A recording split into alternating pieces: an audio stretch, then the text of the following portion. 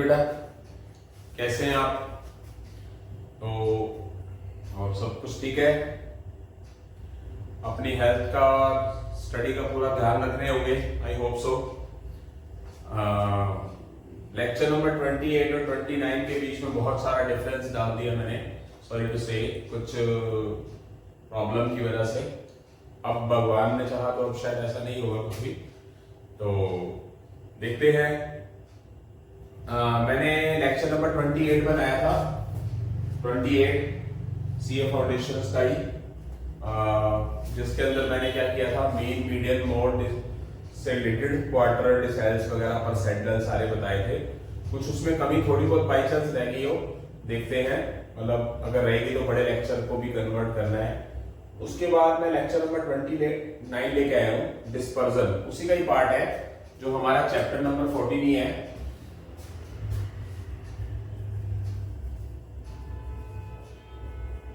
Chapter number 14 ही है ये हमारा, ठीक है।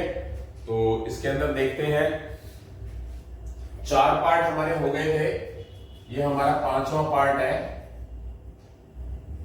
तो इसके सिर्फ 2-3 पार्ट ही आएंगे अभी। तो उससे पहले मैंने इंट्रोडक्शन चैप्टर डाला है। इंट्रोडक्शन चैप्टर, रेंज मैंने पहले भी करवाया था आपको, range, longest term minus smallest term, यानी कि आपके पास कोई अगर डिस्क्रीट सीरीज होगी, बेसिक चीजें बता रहा हूँ, फॉर्मूलाज, ये मैंने एक लेक्चर पहले भी डाल के आपको एक चीज बताई थी कि आप जितने भी चैप्टर्स हैं उनके फॉर्मूलाज वगैरह जरूर एक जगह पे लिख लीजिए, ताकि आप उनको याद करने में आपको दिक्कत ना हो। एक कोएफिशिएंट ऑफ रेंज आएगा आगे, पहले रेंज था longest term minus smallest term, ये हमने लास्ट लेक्चर के अंदर किया।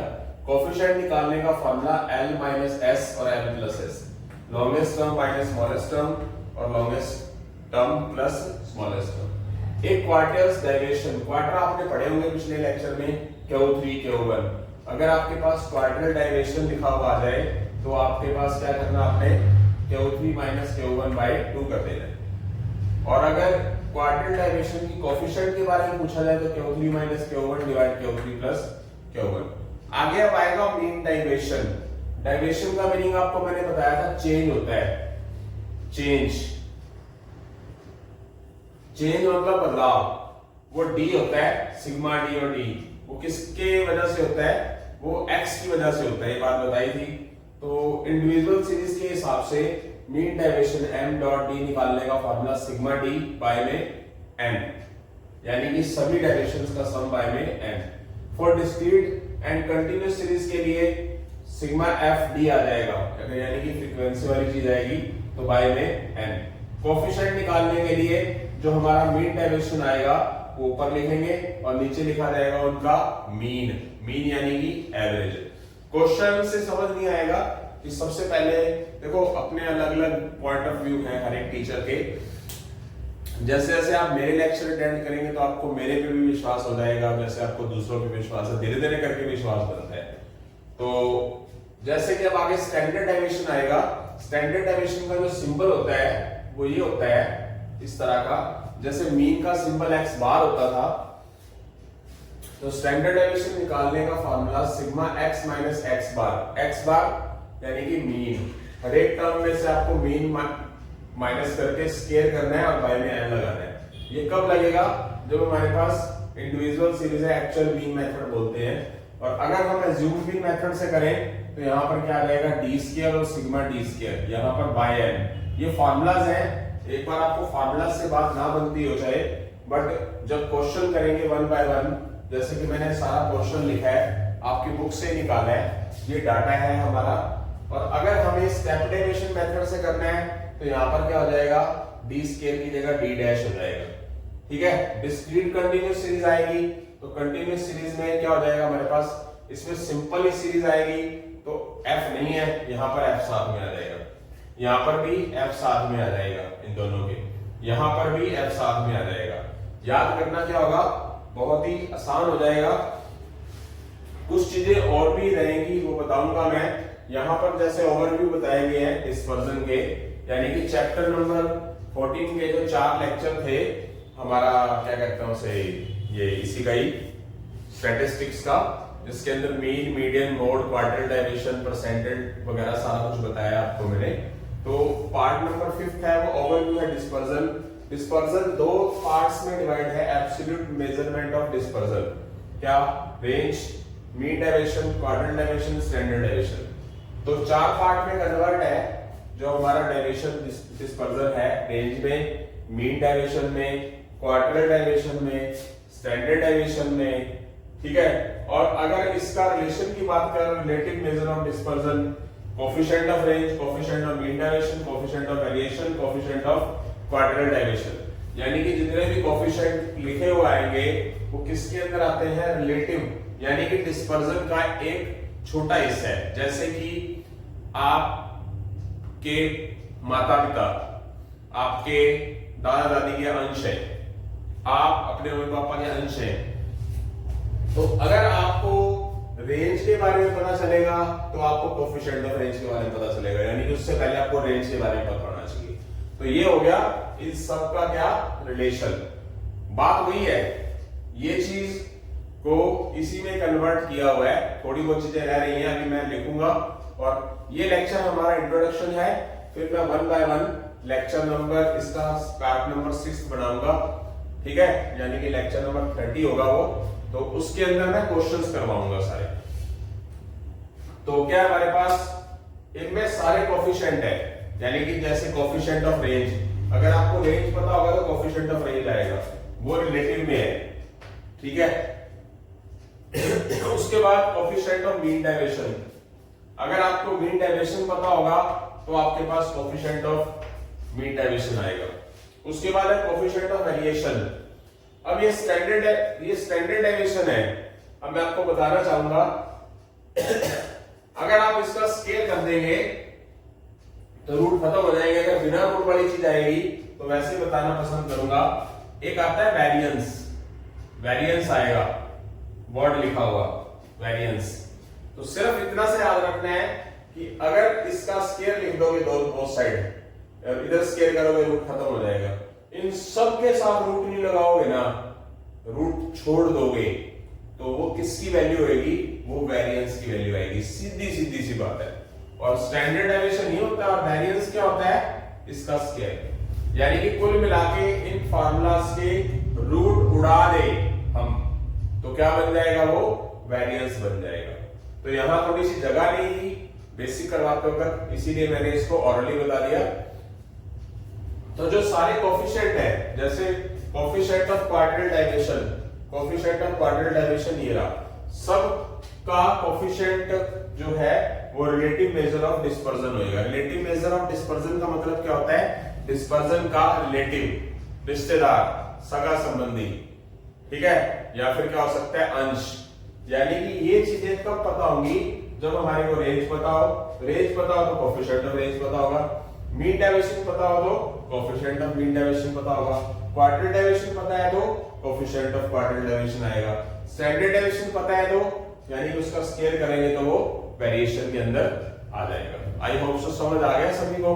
तो इसके हम क्वेश्चन भी करेंगे, इसमें कुछ चीजें अभी और भी बाकी हैं वो भी लिख रहा हूं। इसके अंदर मैं क्वेश्चन नहीं कराऊंगा, इस चैप्टर के अंदर इंट्रोडक्शंस वाला चैप्टर है। आपने क्या करना है, आपकी बुक के अंदर होंगे नो डाउट ये फार्मूलाज वगैरह लिखे होंगे, बट मैंने लेक्चर इसलिए बनाया है कि ताकि आप इसके फार्मूलाज लिख लो एक जगह पे, फॉर्मूले की कॉपी लगा लो। मैं आपको एक बात बोलना चाह रहा हूं, टीचर की गाइडलाइन में टीचर के अकॉर्डिंगली चलना सीखो बेटा। फार्मूलाज वाली कॉपी लगाओ। अब मैंने इसके साथ ही स्टैट के साथ एक डेरिवेटिव पोर्शन छेड़ा है। जैसे ही स्टैट खत्म होगा, डिस्पर्जन खत्म होगा, वैसे ही मैं क्या करूंगा, डेरिवेटिव खत्म करके और मैं मैथमेटिक्स और फाइनेंस पे आ रहा हूं, ठीक है, ये वादा है। अब इस डिस्पर्जन वाले चैप्टर के बाद कोई भी मैथमेटिक्स और फाइनेंस वाला चैप्टर ही होगा और कोई चैप्टर नहीं होगा। साथ में कुछ और चैप्टर चलेगा तो बात अलग है, पर मैथमेटिक्स और फाइनेंस ही शुरू करेंगे अब हम। तो देखते हैं, आई होप सो समझ आ गया। फॉर्मूलाज एक तरफ से कवर करो, फॉर्मूला नोट डाउन करो। जब मैं क्वेश्चन करवाऊंगा तो फॉर्मूला अप्लाई करना बताऊंगा आपको। अभी कुछ और भी आएगा तो वो भी देखते हैं अभी, ठीक है बेटा, ओके।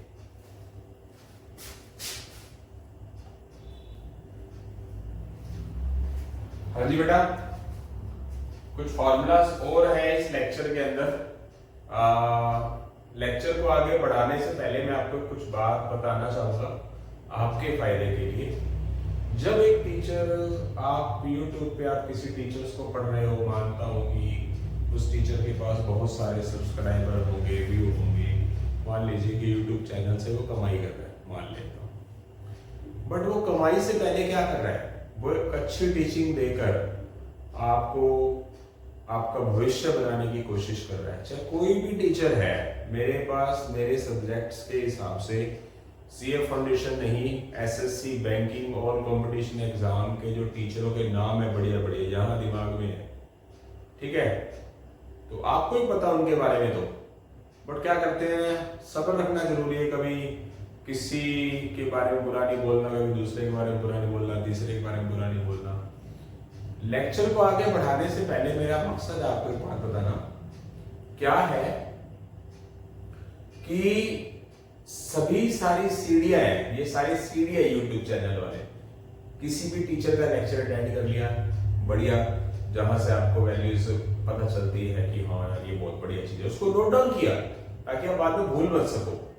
वो आपको CA foundation first attempt clear करवा के ही छोड़ेंगे। जिन यूट्यूब चैनल वालों को आप पढ़ रहे हो, मेरे को देख रहे हो, किसी और को देख रहे हो, तो चैप्टर शुरू करने, मतलब इस चैप्टर के डिस्पर्जन चैप्टर के पार्ट नंबर 5 के क्वेश्चन शुरू करने से पहले, पहला पार्ट चैप्टर नंबर 14 का जो था, चैप्टर नंबर 14 में वो था मीन, मीडियन, मोड, क्वार्टिलाइजेशन, परसेंटाइल, वो था। उससे पहले मैंने फॉर्मूले समझाए थे। तो आपका फर्ज बनता है कि जब ये चैप्टर चले ना, तो एक कॉपी लगा के इन सब फार्मूलाज को कर लिया, और जब क्वेश्चंस आप लेक्चर अटेंड कर रहे हो, आप किसी भी टीचर का लेक्चर अटेंड कर रहे हो, तो इन फार्मूलाज को लिखा एक जगह पे लिखा हो, सामने रखो, ताकि आपको वो चीज बहुत अच्छे तरीके से क्लियर हो। नोट्स बनाने जरूरी है। आप रफ के अंदर ही कॉपियां काली करे जा रहे हो, खत्म करे जा रहे हो, फिर बाद में पेपर के टाइम में कॉन्फिडेंस नहीं आता। कॉन्फिडेंस ना आने का कारण है कि कुछ चीजों को हमने लिखा नहीं। लिखना बहुत जरूरी है, ठीक है। तो जैसे इसके अंदर कुछ चीजें रह गई थी वो बताना चाहूंगा मैं।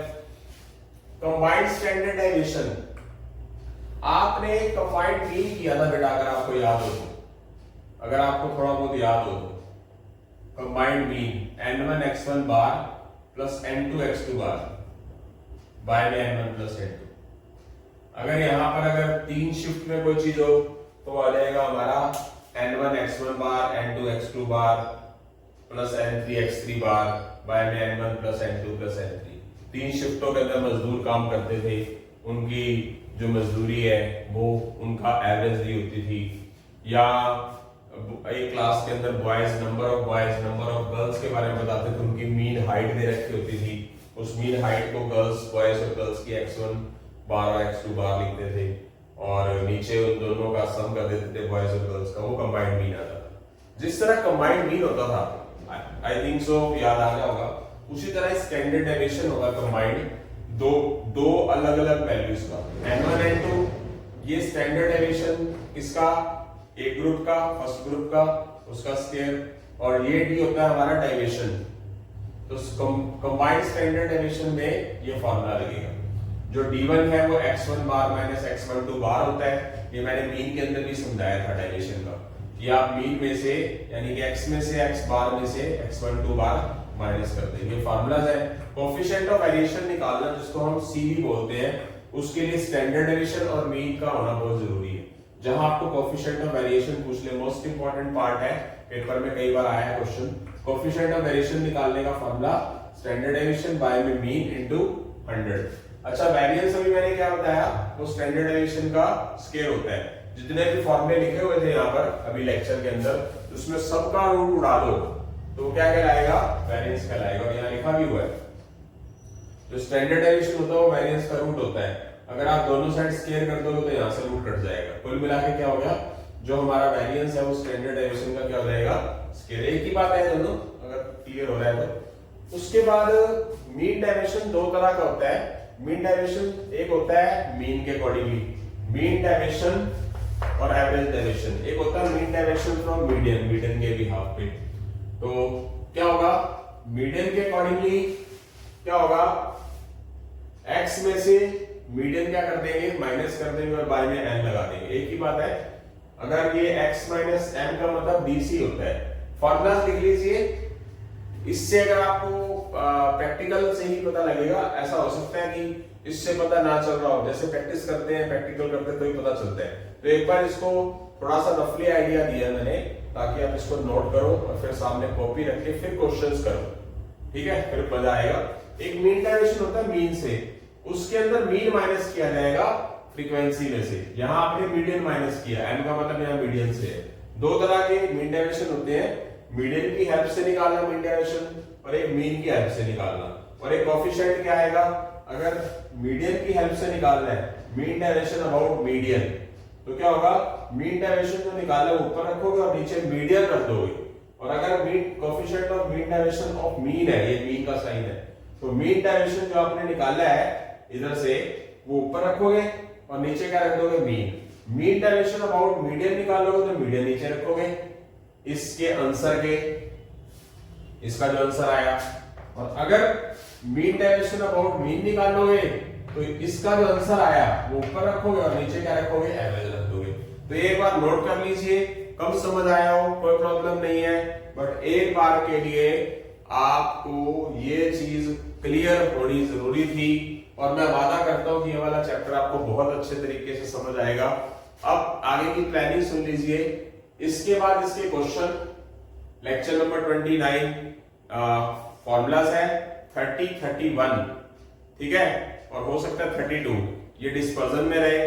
डेरिवेटिव के साथ पैरेलल चलाऊंगा मैं मैथमेटिक्स ऑफ फाइनेंस, और बीच में कुछ रीजनिंग की चीजें, या फिर क्या, या फिर हो सकता है आपका प्रोबेबिलिटी से रिलेटेड या इंडेक्स नंबर से रिलेटेड कुछ टॉपिक हो सकता है।